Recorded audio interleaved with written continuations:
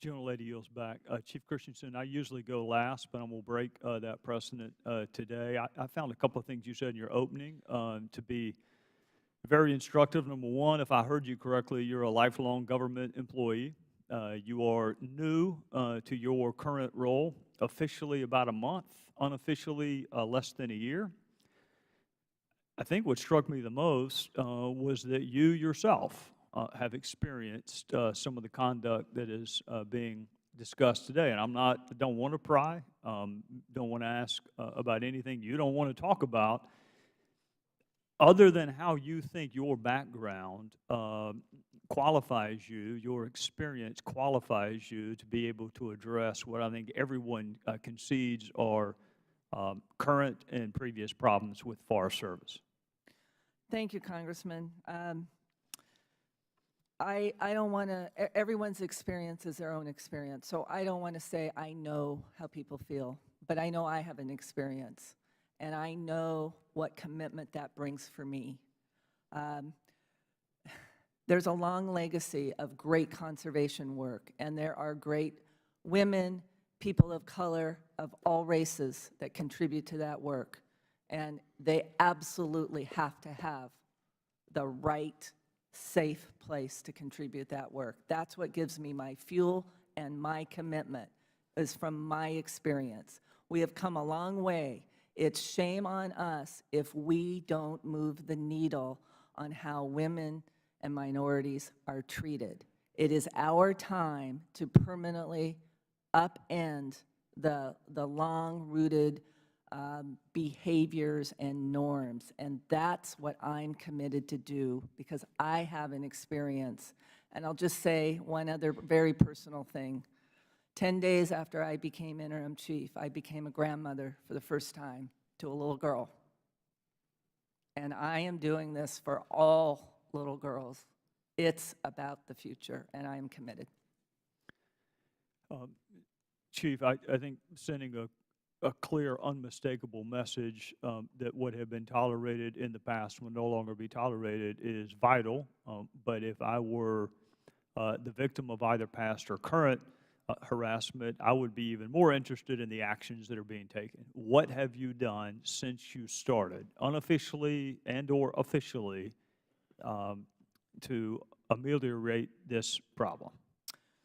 We've added additional capacity because the reporting harassment call center has gone up. We think that's an indication that folks are starting to feel a little more comfortable about reporting. We know we have more to go, so we're working on our processes.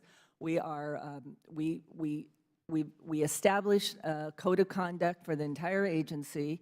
We broke the silence. It's just a beginning. It's not an end, and it is not a check the box on listen and learn for over 25,000 employees. And then when all the seasonals came on, 6 weeks later, we did a stand-up for everyone where they received absolutely clear anti-harassment training, code of conducts, and anchored to the values of this agency of this is who we are. We've opened up and started with sincerity the Office of Work Environment and Performance. The EEOC has named that as an agency, as a standard for government and private industry. We are introducing bystander intervention training and coaching.